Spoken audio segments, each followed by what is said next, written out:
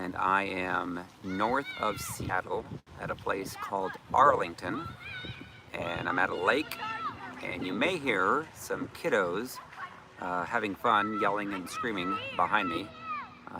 They are like right behind, adjacent, I guess, behind the water over, or the uh, whatever, grass over there. So anyway, it's a beautiful day. Today is supposed to be, I think, 85 degrees in Washington, and again, Seattle is going to be very hot. Actually, this weekend is going to be in the hundreds, so extremely hot. And I'm doing a conference this weekend that is in Arlington, and I'm excited because it was about a year ago that I came here over Mother's Day weekend and was able to do my first Mother's Day message. And my good friend Mike Zachman, saw him yesterday, had dinner with him, and just had an enjoyable time chatting, talking about how we both used to go to Purdue University. And actually, he graduated before I did, but he was still there when I was there. And so we know some people. He knew a pastor that actually became my pastor that was in Indianapolis. So it was good to revisit with him yesterday. Had a nice drive up from Portland to Seattle. Was able to see Mount St. Helens. Was able to see Mount Rainier. Just a beautiful, clear day, and just enjoying myself. So I know that some of you on Facebook are watching, saying that there are some sound issues, and so I'm going to continue on though with Facebook, because the last time we started with sound issues and then it was posted, then when people heard the replay they could listen to it and it was clear. So not sure what's going on, but Facebook apparently has been having lots of problems. And if you want to watch it, you know, live, and you want to watch it on YouTube, then you can watch it on YouTube and there won't be any issues, because YouTube's never had any issues. So it's interesting what's going on. So, and if you want to maybe turn off and turn back on Facebook, then maybe that might even be clearer. So, but it seems like Facebook's been having problems for the last 2 weeks with a lot of people's broadcasts. So, anyways, so this weekend I'll be doing a conference here in Arlington, Washington, which is just north of Seattle. I think it's about maybe an hour's drive to get to Canada from Arlington. And last time I was here, I went out on a boat. Mike is saying he might take me out on a boat on Monday. So I'm hoping that he'll be able to do that, because it is supposed to be warm this weekend. He said that he's been here for 20 some years and it's only been over 100 degrees once. And that's going to happen tomorrow and Sunday. So it's going to be a hot time in the Pacific Northwest. So again, this weekend we're doing a meeting tonight at 7 p.m. at the Ministry Center at the Point Church in Arlington. And then tomorrow morning, tomorrow afternoon, and then tomorrow night I will be on his radio station, where people are listening to it all over the country, you know, in Chicago, in Canada, throughout, I think, Phoenix and Minneapolis, and out here, of course, in Seattle and so forth. And then on Sunday morning and Sunday night, I will also have additional sessions that we'll be going through. So for those of you who want to attend, again, life-changing. People are coming and they're learning the extreme importance of forgiving people. Because if you don't forgive people, that gives, you know, I mean, God, first of all, can't forgive us for our sins. But what that does is it actually gives legal rights to the demonic spirits to listen or to speak into our minds, and we hear what they say. And then all it takes is for you to believe what they're saying is the truth when it's not, to cause you to have a bad day, to have a bad week, to have a bad month, to have a bad year, a bad life, you know, a miserable marriage, hurting your own children. So, you know, the topic of the day is, you know, what are your thoughts telling you? Because that is very telling, is what types of thoughts that you're getting, what sentences you're hearing, You know, the enemy wants to speak to us, and he will. And as we get hurt when we're growing up, then we remember those traumas. You know, all the things that have happened to us that were bad when we were children. You know, if we have a father that hurt us, we have a mother that hurt us, we have, you know, stepfathers, stepmothers, grandparents, siblings, friends, all these things can hurt us as we're growing up as children. And then the voices of the demonic spirits, which sound just like our own thoughts, we don't know the difference, but we should know, because Paul, 2 Corinthians 10:3-6 said that we're supposed to take the thoughts captive, all the thoughts, because there's a whole bunch of thoughts that are going to be coming to us from the enemy, especially if we've been hurt, we've been wounded. So we need to take those thoughts captive, and then we won't listen to what the demonic spirits are trying to tell us. You know, if you listen to a demon and they tell you some things, like they could tell you that your father hates you, your mother thinks you're worthless, and all these things that may or may not be true. Normally it's going to be, it could be 90% true, but then there's 10% that's a lie that we believe. And if we believe the 10% of the lie to be the truth, then it will cause us to oftentimes be way off, completely off in our lives. So anyways, the enemy wants to hurt us when we're children because we cannot protect ourselves, we cannot defend ourselves.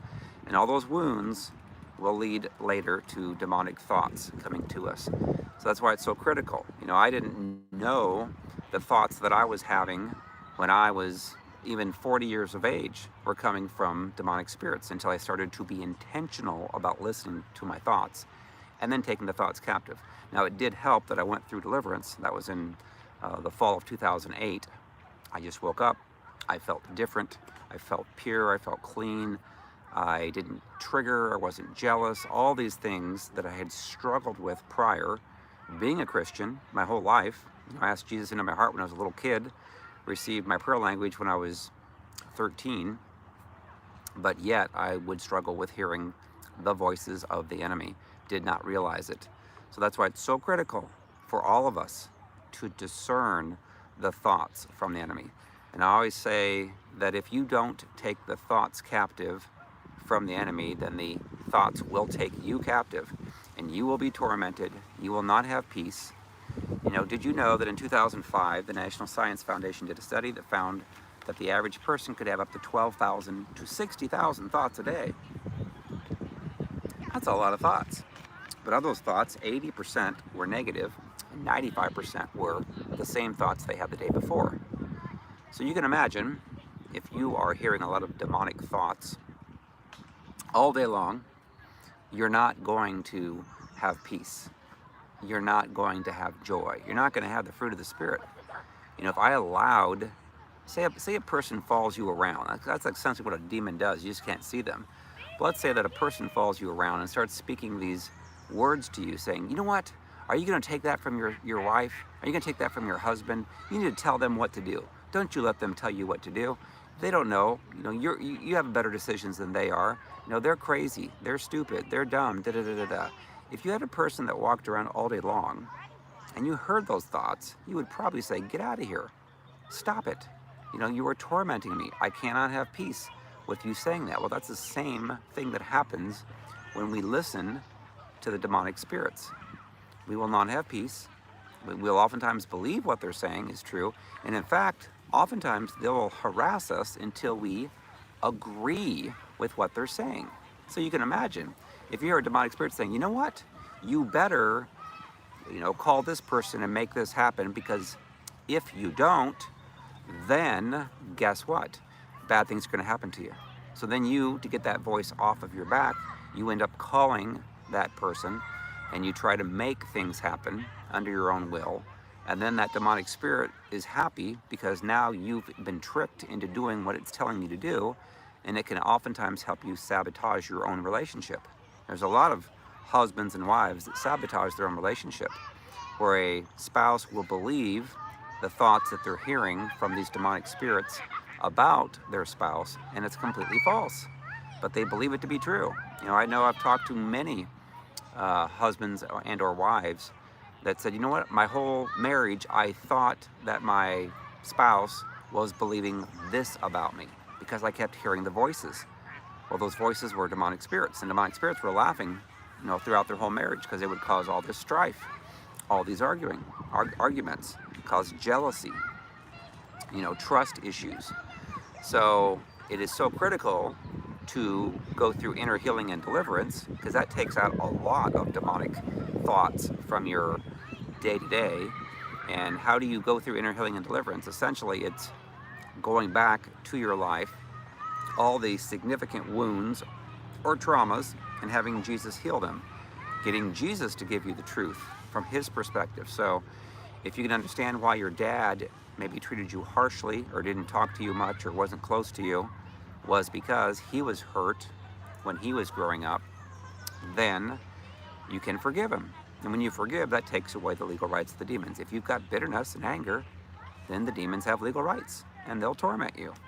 So that's extremely critical, is to forgive everyone who's ever hurt you. Ask Jesus to show you each person that betrayed you, that stabbed you in the back, that lied about you. And as you forgive all those people, you take away legal rights of the demons. You can then command the demons to go and be gone to the pit, just like Jesus would do. And then guess what? You don't have 12,000 negative thoughts a day or 30,000 negative thoughts a day. You can then take the thoughts captive, and then you can think good thoughts. Like, I don't hear the negative thoughts anymore. I don't hear any demonic thoughts. Why would I want to hear a demon? People, again, have no clue. Most of them in the church, they believe that all their thoughts are from them, or they might be from the Lord. And it's really confusing if a person has a prophetic gifting where they do hear some thoughts from the Lord, but then they also hear thoughts from the demons. Then they think that everything that they hear is from the Lord. And the demons are like, ha, ha, ha, I gotcha. And it causes them to torment that person. And then oftentimes they will have strife with their loved ones, their spouse, their children, and they'll think that everything that they hear is from the Lord when it's not. That's why it's so critical for everyone to go through healing and deliverance, get delivered from that stuff. And once you're delivered from that stuff, then you can discern if the demonic spirit wants to give you a thought. You can shut them down. I remember after I went through deliverance, it's like the voices became more apparent. I could actually discern the voice of the demonic spirits, and I could shut it down. But I could at least, it took about a year and a half, because the enemy would speak to me, and I would listen. And eventually the Lord said, what are you listening to? Stop listening to the demonic spirits. Shut it down, Nelson. And I'm like, how do I do that? And he said, well, as soon as you discern that thought's coming from the enemy, it's a negative thought, stop it mid-sentence. Do not let it speak an entire sentence, let alone a paragraph to you. Because if you listen to all the negative stuff, it's going to cause you to have fear, anxiety, anger, bitterness, jealousy, you name it, negative stuff. Because you'll not have a peaceful day, you'll not have a good day. So think about something else that is true. So what I would do is, like, I had a bulge the size of a golf ball on my spine, and the enemy tried to tell me that it was cancer, tried to tell me that I better go to the doctor, tried to tell me that it was a tumor. And so what I would do is I would stop it after about 3 words. And I would say, okay, nope. And I start getting my mind on something else, such as, I don't know, the weather, sports. I would pray in tongues, but I would not let the enemy speak a whole sentence, because I knew if he said that, hey, you know what, that's cancer and you're gonna die, you better go to the doctors, I would have gotten into fear, I would have gone to the doctors, and then I would have paid a lot of money for whatever he would have said that it was. So I didn't.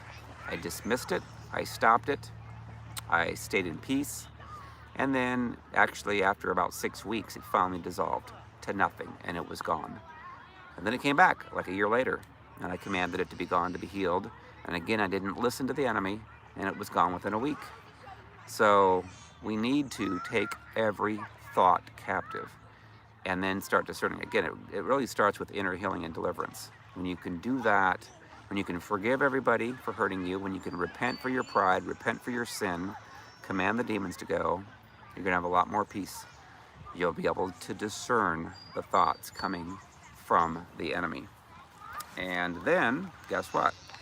You can have a good day and a good week. and a good month, and a good year, and a good life. You know, I've seen it firsthand in my own life. And there have been thousands of people around the world that have pursued inner healing and deliverance and have seen the very same things. You know, you don't stress about anything.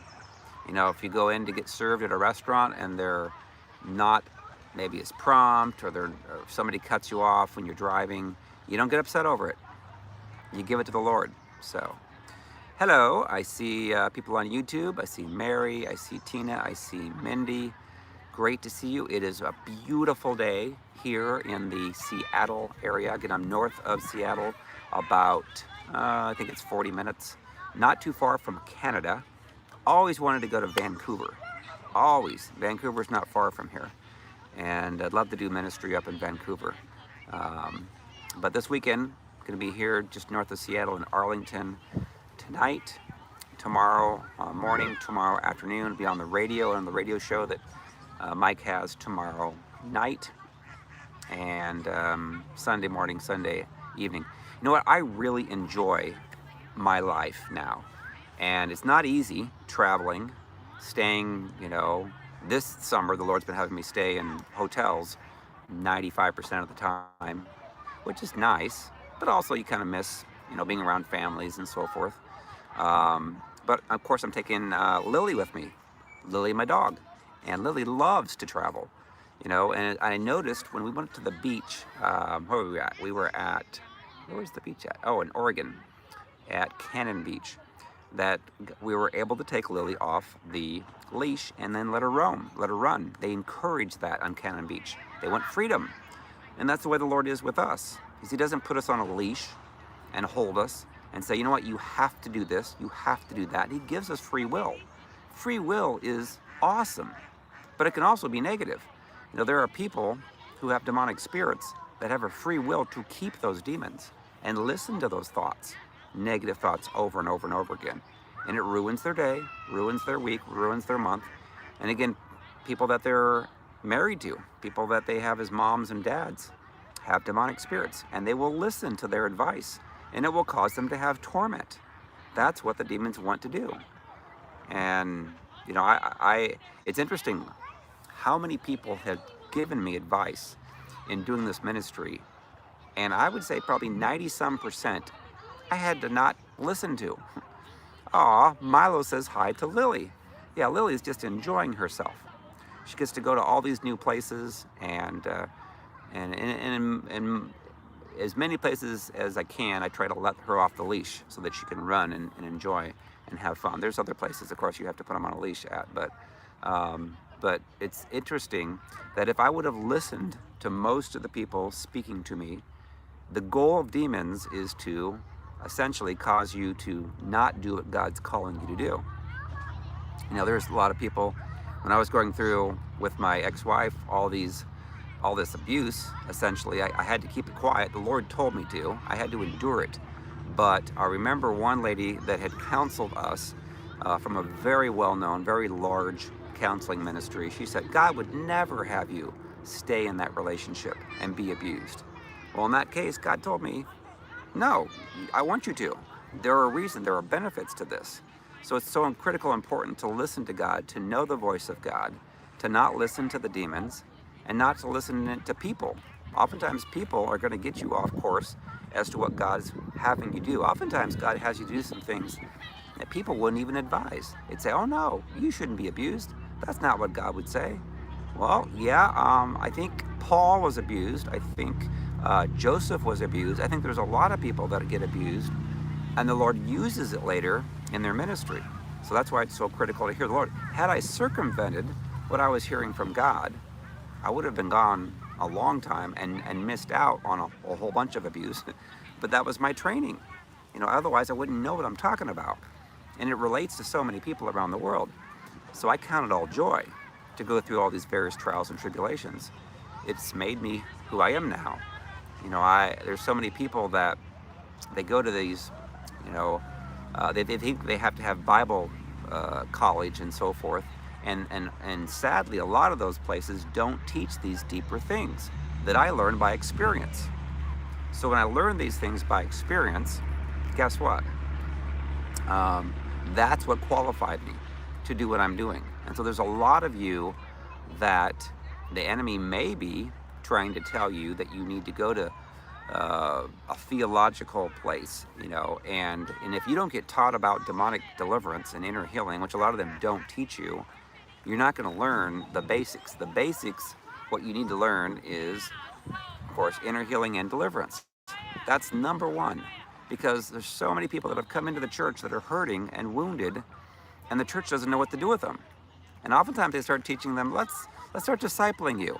Let's go into teaching about this or that. And then they don't teach them the right things. They don't teach them about inner healing and deliverance, so they never get inner healed or delivered. And they have demons, and they get tormented in their thoughts. And then it ends up ruining, they self-sabotage their own relationship with their spouse. So it's so critical that we hear the Lord's voice and that we discern the voice of the enemy so that we can stop listening to the voice of the enemy. Now, if I believed one lie from the enemy in a day, do you know how much that would change the trajectory of what I would do that day or that week or my life? So you can imagine if you hear the National Science Foundation 2005 study said up to 12,000 to 60,000 thoughts a day, of which 80% are negative, 95% the same thoughts the day before. Those are demonic thoughts. If you listen to that many thoughts every day, you're not going to have peace. You're going to have anxiety. You're going to have fear. You're going to have jealousy. You're going to have wanting to control people because the demons are going to tell you to tell other people what to do, how to do it. You're going to ruin your life. So it's numero uno, critical, to forgive people. That's part of inner healing and deliverance. Forgive people. Truly forgive them from your heart. Say, Lord, show me why my mom did what she did to me. Show me what my dad did to me. Why were they so mean? Or why did they ignore me? Why did I feel rejected? And then let the Lord show you. Again, as you forgive people, command the demons to go that were attached to those wounds. And as you get healed from all that, now you can discern the voice of the enemy. And then you can shut the enemy down, and you can have a good day. I have a good day every day. I wake up in the morning, I can't wait. Yes! I'm like, I wonder what God's going to surprise me with today. I can't wait. I'm so excited. And people that have demons hate that. They hate people that have fun. They hate people when you have joy, when you have the fruit of the Spirit, because they don't have it. And there's a lot of people in the church that are whitewashed tombs, that are modern-day Pharisees and scribes, and they're not on their way to heaven. They got a lot of pride, a lot of arrogancy, and the Lord is, I'm thankful and grateful, but He's using our ministry, Restored to Freedom, to help people get healed and delivered. We've got 160 people in 9 countries certified under our ministry, and people are getting delivered and healed. It's awesome, and it's wonderful. Well, there's a lot of people here. This is like, almost 10 o'clock in the morning, and there are a ton of people here at the lake. Gobs. Of course, it's going to be 85 today, but it's going to be, I think, 105 tomorrow, which is crazy. So it's not normally that hot here in the Pacific Northwest. Anyway, I can't wait to see what happens this weekend. People coming. And then I've got a couple weeks off of time to hopefully take some vacation, go see some national parks, go see Glacier National Park, Coeur d'Alene, Idaho, one of my favorite cities, Coeur d'Alene, Huckleberry ice cream, and go to Yellowstone and enjoy life and have peace and don't strive. But it's so critical. Take your thoughts captive before they take you captive. Do not listen to a negative thought from the enemy. The Lord can give us warnings, but He always does it in love. No condemnation, no judgment, but He will, if you're doing some sinful activities, He will convict you. He will say, you need to stop doing that. A lot of people make idols before the Lord, such as smoking cigarettes and vaping and sex and drugs. If you've got an addiction issue, that's an idol issue. You're putting that before the Lord. So you need to humble yourself before the Lord and oftentimes go back to the very first time that you did that act, whether it be, sexual stuff going on, looked at pornography. Go back to that first time and say, Lord, give me a word, give me an understanding. Why did I do that? Because the enemy wants to condemn you and say, you were bad, you were a bad boy, you were a bad girl, when you were an innocent victim. Nobody looks for that stuff.